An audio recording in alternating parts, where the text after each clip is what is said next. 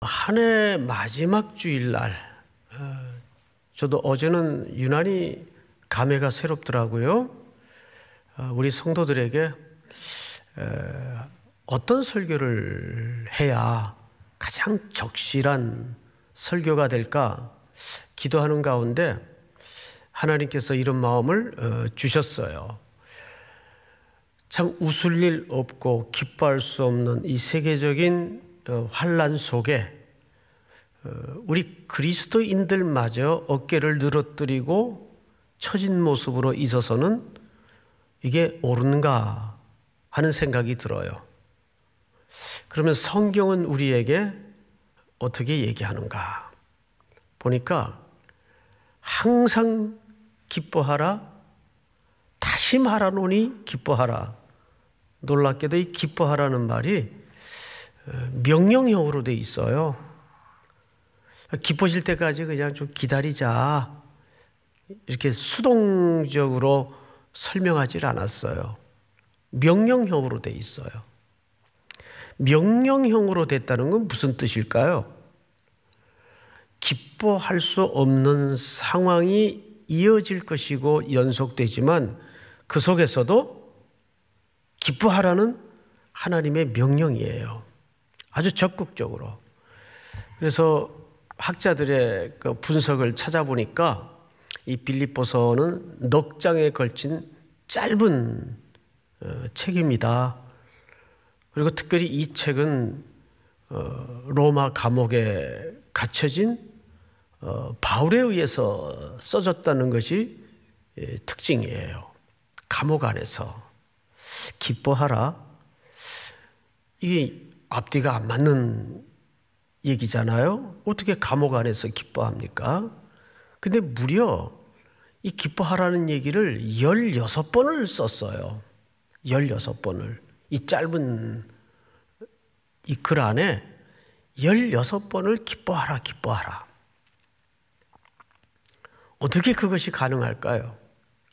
우리는 그 이유, 그 근거를 찾아서 우리 속에 상황과 상관없이 한 해를 마감하면서 또 새해를 기대하는 마음으로 여러분 속에 상실되고 기뻐할 수 없는 잃어버렸던 그 기쁨을 세상이 가져다주는 즐거움과 희락과 기쁨이 아닌 하나님이 우리에게 주시는 기쁨이 무엇인가를 오늘 발견할 수 있는 시간이 될 수 있기를 주의 이름으로 축복합니다. 제가 시 하나를 좀 읽어드릴 텐데 이 시가 한국 사람이 쓴 시가 아니라서 좀 문장이 퍼석합니다. 번역이 되다 보니까 엘라 윌터 윌콕스라는 분이 쓴 시인데 바람과 상관없이 한 배는 동쪽으로 한 배는 서쪽으로 결국 항해의 방향을 결정하는 것은 바람이 아니다. 돛의 방향이다. 돛을 어느 방향으로 달았느냐에 따라서 배는 동쪽으로도 갈 수 있고 배는 서쪽으로도 갈 수 있는 거예요.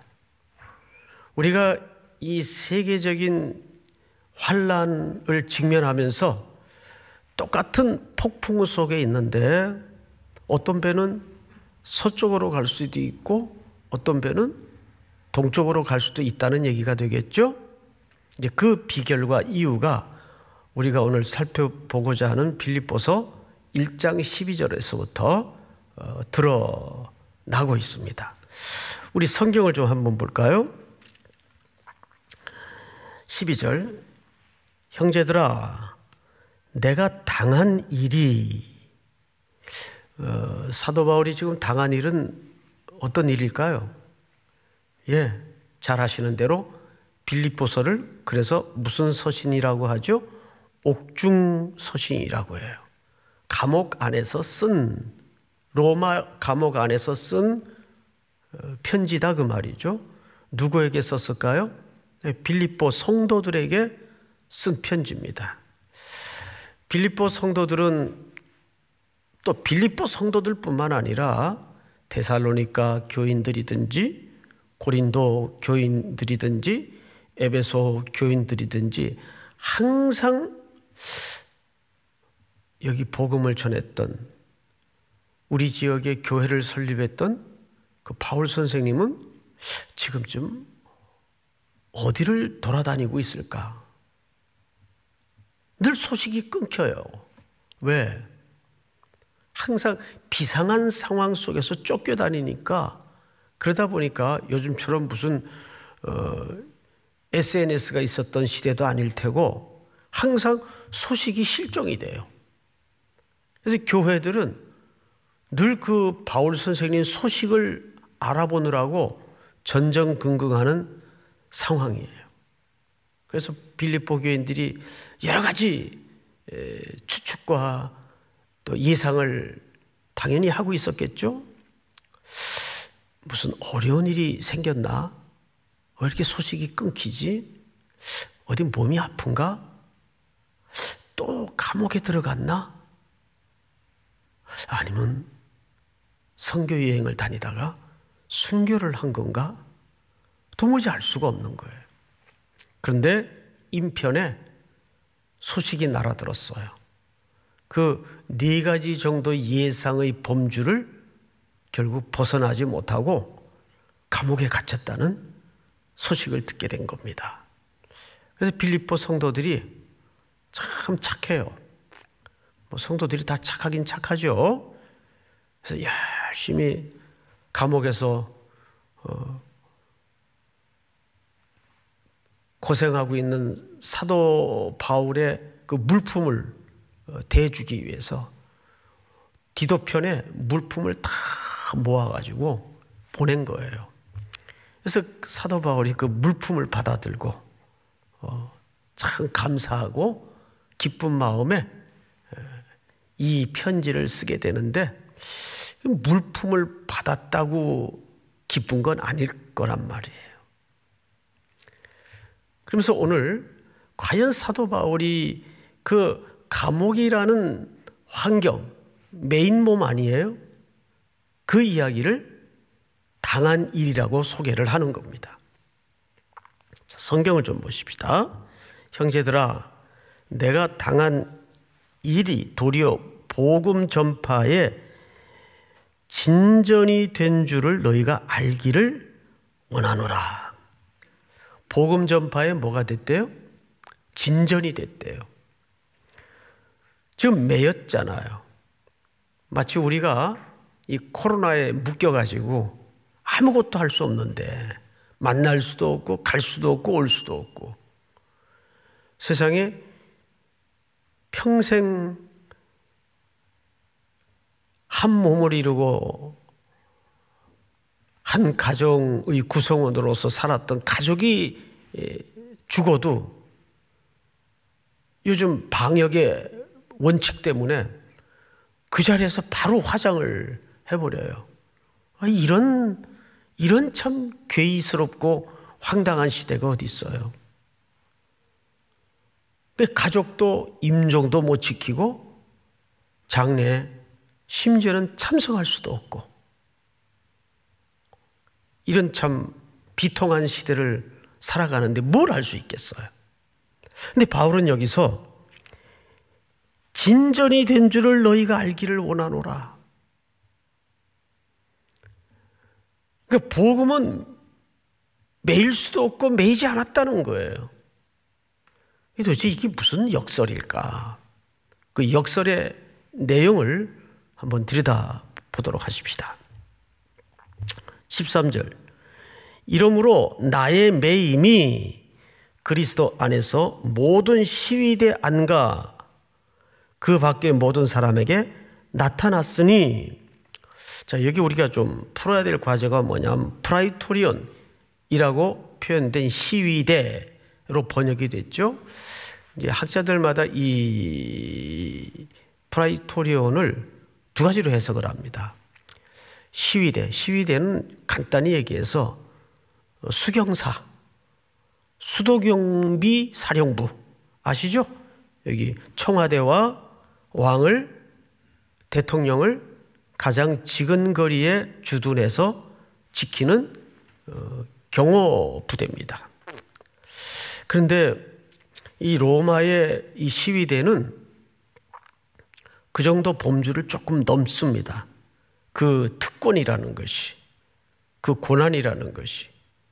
심지어는 역사의 기록을 보면 이 시위대가 황제가 잘못할 때는 황제를 향해서 칼을 빼어든 역사도 있었어요. 그러니까 어마어마한 고난의 진영입니다. 이 프라이토리온이 그 얘기예요. 그래서 어떤 번역은 왕궁으로도 번역을 해요. 그래서 뭐 학자들 간에는 이게 그 경비부대를 얘기하는 거냐, 왕궁을 얘기하는 거냐. 근데 제 입장에서는 둘 다 맞습니다.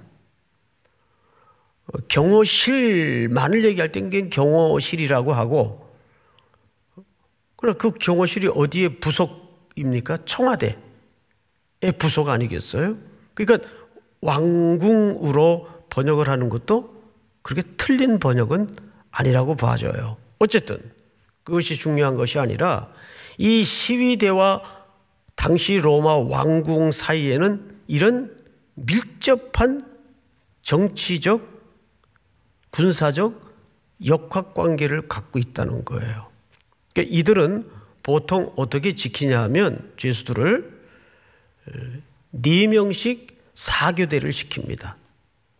그러니까 무조건 한 이런 황제에게 상소된 건에 관한 바울 같은 중범죄자들은 어떻게 지키냐면 하루에 16명이 결국 이 한 사람을 지키기 위해서 4명씩 교대로 근무를 해요. 그럼 사도 바울은 묶여 있지만 하루에 몇 명을 만납니까?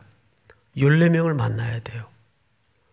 그러면 사도 바울이 그 14명에게 뭐 하겠어요? 여러분 생각 같으면.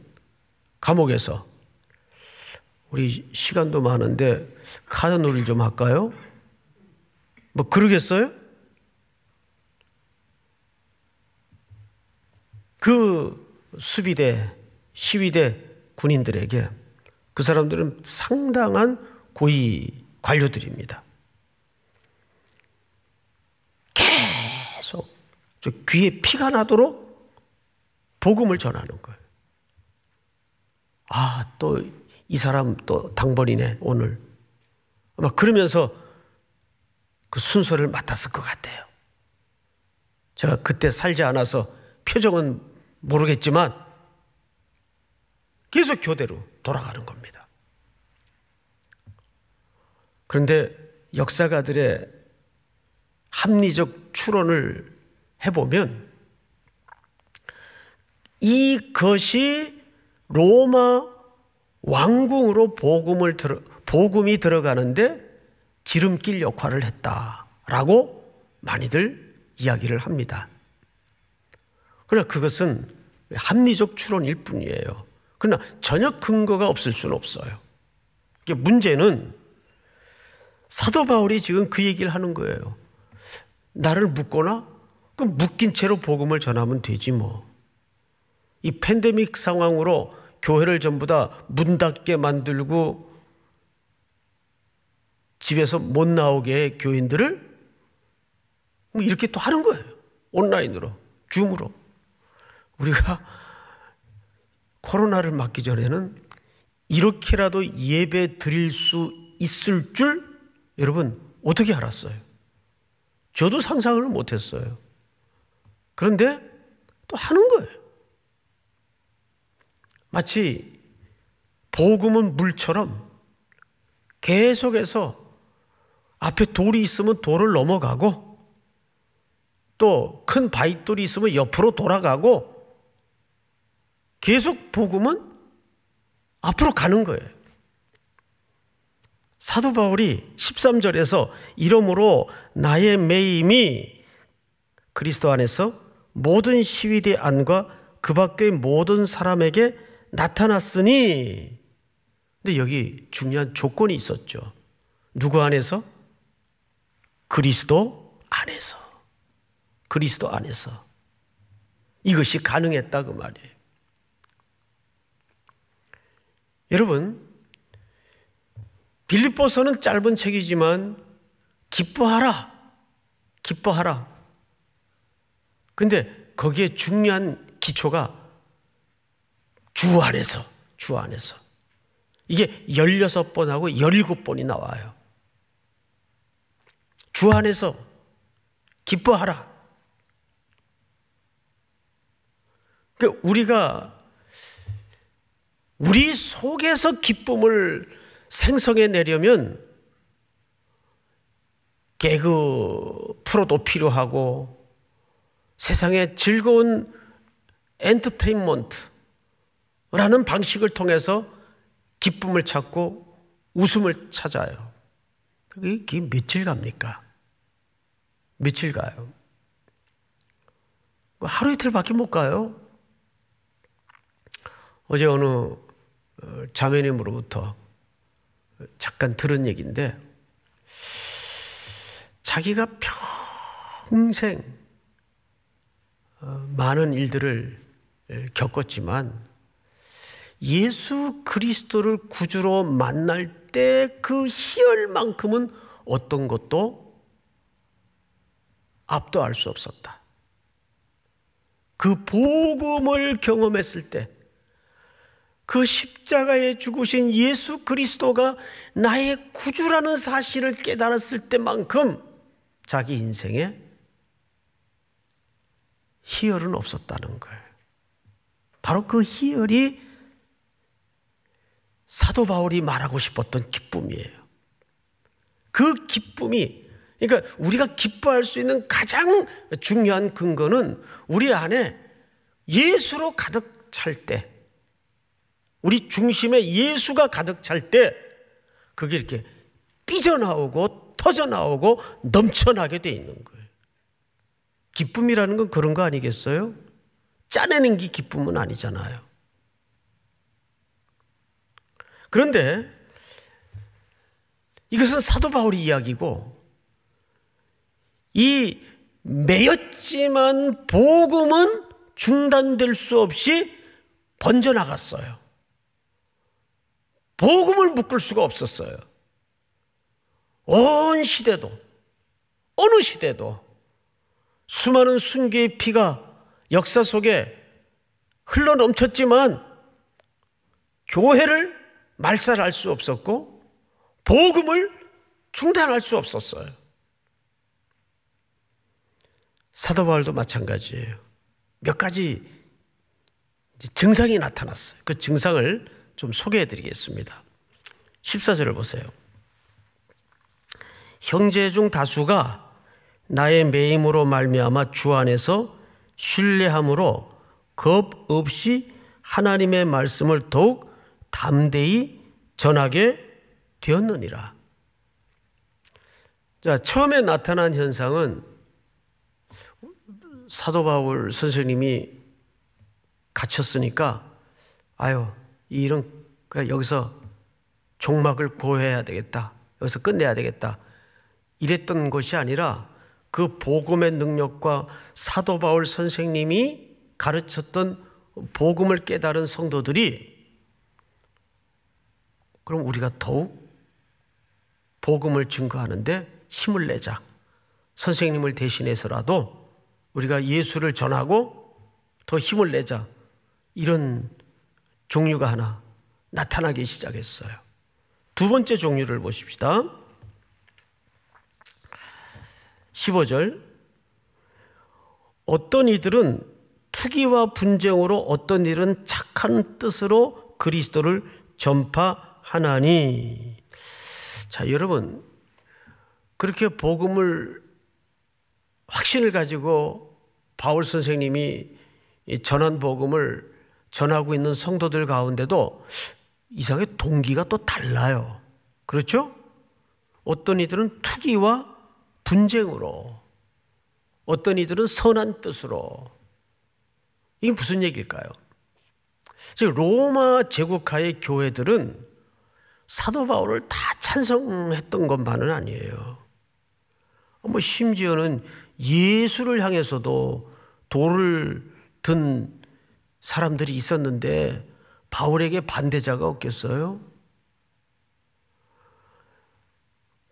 그 한 사람도 그 사람에 대해서 욕하는 사람이 없는 사람은 있을 수도 없고 있다면 그건 수상한 거예요. 그건 이상한 거예요. 예수님을 향해서도 돌멩이를 든 인간들이 있었는데 그 제자인 사도 바울이야 하물며 반대자들이 있었어요. 그 사람들은 사도 바울이 갇히니까 저 사람은 이제 끝났어.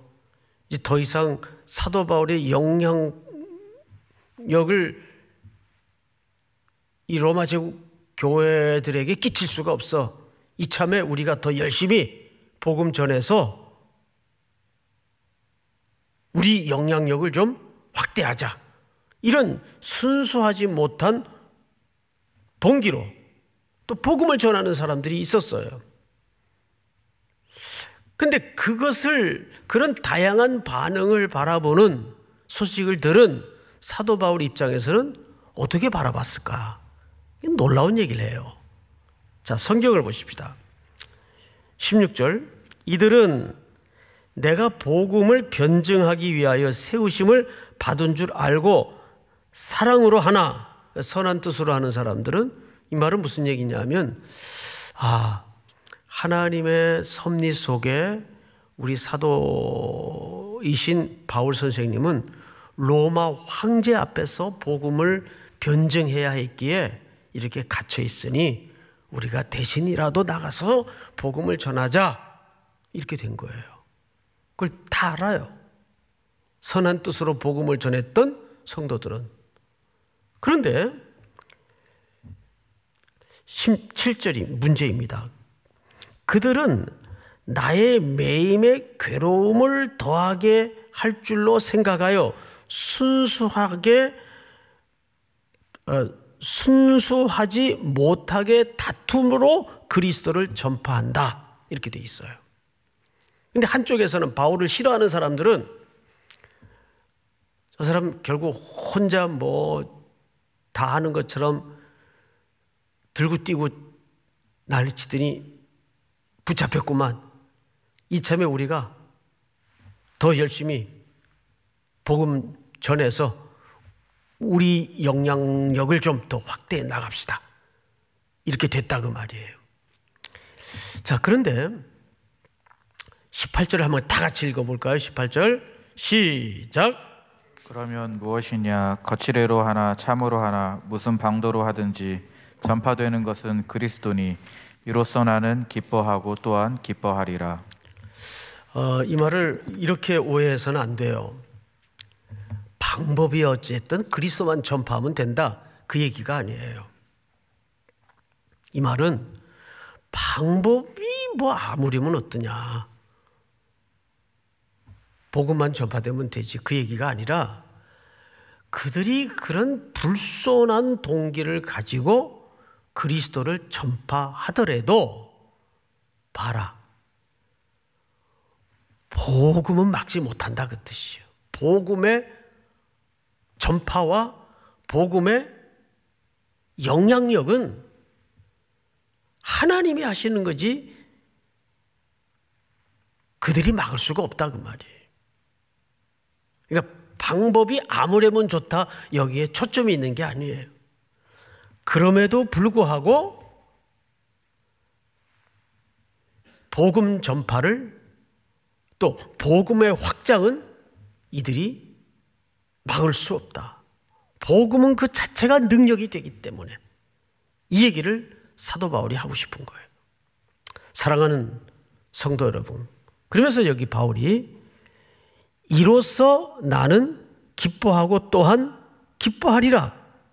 이것이 너희의 간구와 예수 그리스도의 성령의 도우심으로 나를 구원에 이르게 할 줄 아는 거로. 바울 선생님이 구원 받았잖아요. 근데 왜 이런 것들이 구원에 이르게 할 줄 미래형으로 썼을까요? 여기에는 구원이라는 종합적인 통전적 이해를 좀 가져야 됩니다. 우린 구원을 받았지만 아직 완성된 자들이 아니에요. 우린 지금 우겨쌈을 당할 수도 있고 어려움을 겪을 수도 있어요. 그래서 지금 그 자리에 버티고 서서 이 세상의 조류와 세상의 태풍에 떠밀려가지 않으려고 지금 아무것도 할 수 없고 서 있지만 이렇게 서 있기 위해서는 온 힘을 버티고 서는 거예요. 지금 시대가 그래요. 그런데 그 과정에서 우리는 사도 바울처럼 수많은 고난을, 환난을, 바람을, 폭풍우를 맞을 수밖에 없어요. 욥 같은 경우에도 그 위대한 신앙 고백을 결국 하기까지 얼마나 주변에서의 공격과 질타가 있었습니까? 또 그 자신도 얼마나 휘청거리고 흔들거렸습니까? 그런데도 여기서 사도 바울이 말하고 싶은 것은 뭐냐 하면 내가 분명히 저 종말의 끝에 예수 그리스도께서 다시 오셔서 이 모든 것들을 제대로 평가하시는 날 너희들이 나를 공격하고 세상이 나를 사형이라고 언도해 놨던 그 모든 것들이 최종적 평가가 이루어질 것이다. 이 이야기를 여전히 같은 옥중 서신 중에 한 편이었던 디모데 후서에서 바울이 4장 8절을 보시면 이렇게 얘기합니다. 이제후로는 나를 위하여 의의 면류관이 예비되었으므로 주 곧 의로우신 재판장이 그날에 내게 주실 것이며 내게만 아니라 주의 나타나심을 사모하는 모든 자에게도니라. 자, 여기 우리가 늘 관심을 갖는 단어가 의의 면류관입니다. 의 면류관은 우리 모두가 당연히 받아요. 그런데 사도 바울의 심장 한복판에 놀라운 단어 채택 하나가 뭐냐 하면 하나님을 뭘로 쓰시겠어요? 의로운 재판장으로 쓰시겠어요. 법정 용어예요. 그는 구약을 꿰뚫고 있는 가말리엘 문화의 대학자입니다. 마지막 이 글에 하나님에 대한 수식어가 이렇게 없어서 재판장이라는 수식어를 했을까요? 의로우신 하나님, 산성이신 하나님, 위대하신 하나님, 영광스러운 하나님, 얼마나 좋은 수식어가 많아요. 그런데 그 단어를 다 내려놓고 의로우신 재판장이, 이 단어를 채택한 이유가 뭘까요? 지금 바울은 묶여 있어요. 곧 황제 앞에 서서 이제 사형이라는 언도를 받을 겁니다.